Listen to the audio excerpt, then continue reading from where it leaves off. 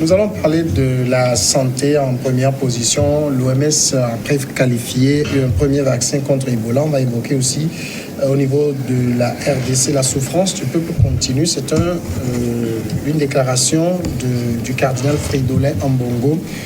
Il dit la souffrance du peuple continue malgré l'alternance. Et puis les deux derniers sujets, ce sera le Togo. On parlera de la mission de l'ONU et de la CEDEAO à Lomé.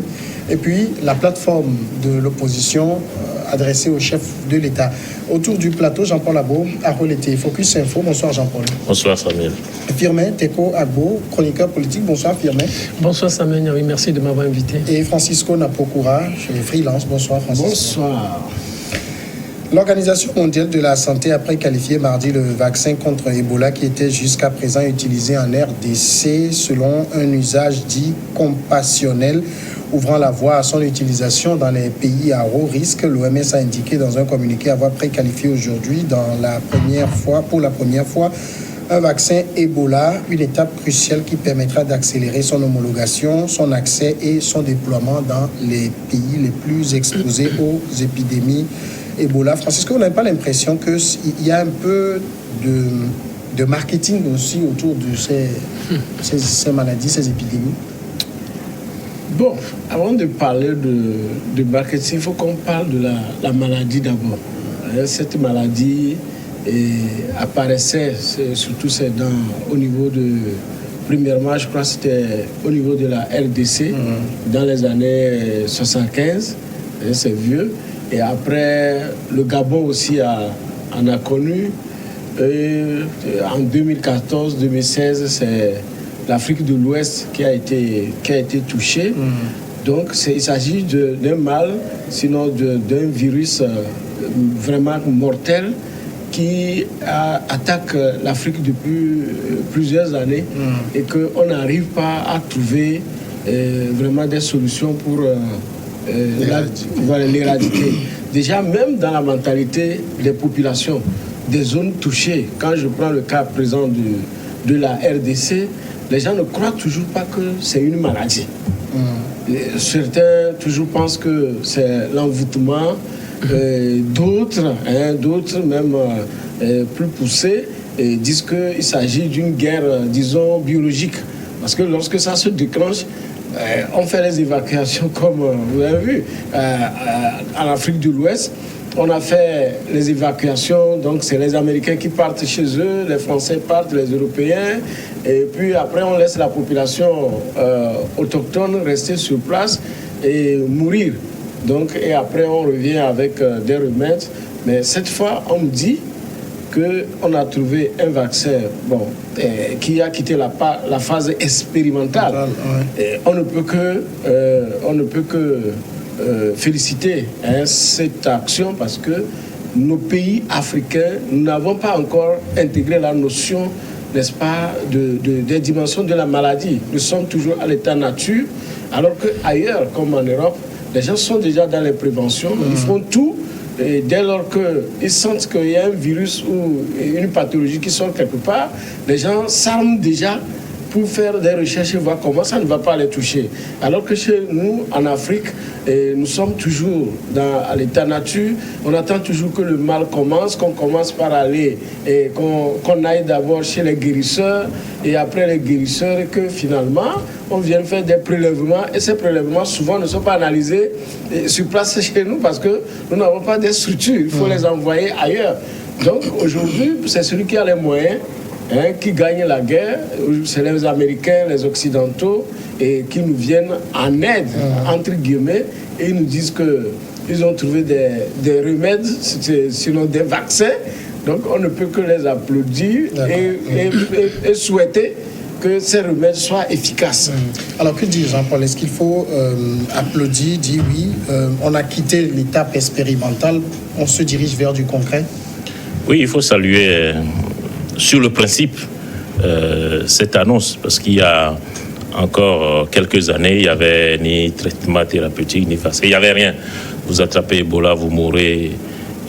Aujourd'hui, enfin, si on se fie à cette déclaration de l'OMS, qui fait suite elle-même à à la validation de l'Agence européenne des médicaments, on va vers quelque chose qui puisse permettre de quelque part de prévenir cette épidémie et qui, comme Francisco l'a rappelé, a fait des milliers de victimes depuis plusieurs années sur le continent.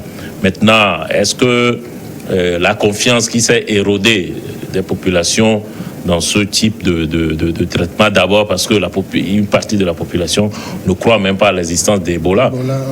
Il y a beaucoup de théories, beaucoup de légendes selon lesquelles c'est des expérimentations occidentales qui auraient conduit à ces situations. Et puis il y a certains qui estiment que ces vaccins ou ces traitements thérapeutiques ne sont pas efficaces ou ne garantissent pas suffisamment de sécurité et donc sont méfiants vis-à-vis de ce type de réponse. Bon, est-ce qu'aujourd'hui, l'annonce de l'OMS va les rassurer? C'est là toute la question, parce que si les premiers bénéficiaires, en tout cas les destinataires de ce vaccin, n'y ont pas confiance, on ne va pas résoudre le problème. Maintenant, il y a cette question, il y a la question de la disponibilité plus tard de ce vaccin, et puis tout ça, comment c'est mis en œuvre, c'est déployé par les autorités locales et par la multitude d'ONG qui travaillent sur le terrain. Tu as parlé tout à l'heure d'intérêt commercial. Nécessairement, il y en a ces ONG, tout ça, qui, a priori, sont désintéressées, mais souvent se rend compte que en réalité, elles ne sont pas si désintéressées que ça. Donc ça veut dire, il ne suffit pas de dire on a trouvé du vaccin, on est sûr maintenant que ce vaccin est efficace pour se dire on va l'éradiquer. Il faut d'abord que les populations comprennent que c'est une maladie. Je peux me faire vacciner contre. Et ça, c'est pas gagné pour le moment. Non, ce n'est pas gagné. Bon, dans certains pays, il y a certains pays où des gens sont tellement impliqués, ou je sais pas, ils sont nés avec des cultures, des coutumes bizarres, puisqu'ils n'ont pas encore compris la situation, le côté scientifique de la chose. Cela va être un peu difficile. Donc, mais à ce niveau, il reviendra juste aux autorités d'accentuer ou de mettre un accent particulier sur la sensibilisation avant qu'on évacue ou qu'on parle de vaccins dans ces pays. Sinon, les vaccins vont arriver, mais il n'y aura pas de preneur, en quelque sorte. Il n'y aura pas de patients présumés pour consommer. Mais vous savez, c'est le côté marketing de votre question qui m'intéresse. Vous savez, il y a des gens qui disent aujourd'hui que c'est comme on fait sciemment, on fait, je sais pas, sciemment pour ne pas trouver un vaccin pour le VIH/SIDA, parce qu'en réalité, la situation telle qu'elle se présente aujourd'hui rapporte énormément, avec des ONG, des dizaines d'ONG, des centaines d'ONG qui se sont créées en Afrique pour défendre les personnes vivant avec le VIH/SIDA, avec ces antirétroviraux qui sont bien sûr gratuits. Tout ça, là, ça rapporte des préservatifs aussi. Donc, le jour où on trouvera un vaccin pour le VIH, bon, adieu les préservatifs. C'est pas que contre le VIH. Il y a d'autres maladies. Il y a la contraception. Il y a assez de commentaires qui se font là. Donc, la situation, en réalité, le mal enrichit quelquefois. Donc, il y a des gens qui acceptent la situation comme ça. Vous imaginez aujourd'hui, si on dit on trouve un vaccin, comme on le dit, on trouve un vaccin contre Ebola, vous imaginez, même si c'est gratuit, c'est des milliards que l'UFC, je dis l'OMS, on a tellement parlé de politique que ça se glisse quand on parle de santé. Donc c'est des milliards que l'OMS s'apprête à rafler. On dit des pays à risque. Par exemple, vous savez, la maladie a fait 11 000 morts au Libéria en 2014-2016. Aujourd'hui, depuis juin jusqu'à maintenant, en RDC, on a recensé au moins 2405 cas. Et en 1900 a été confirmé, plus de 1400 personnes sont déjà mortes. Donc, quand on va recenser les pays, donc on va faire les petits calculs et ces doses vont être je sais pas, distribués dans ces pays. C'est des milliards que l'OMS va s'apprêter à rafler sur le marché. Donc, on peut dire encore que c'est un nouveau business qui vient de s'ouvrir. Mais les pauvres populations africaines vont toujours en pâtir. On va marquer la pause. Elle vient très vite parce qu'on a mis un peu de retard pour commencer. On revient juste après continuer.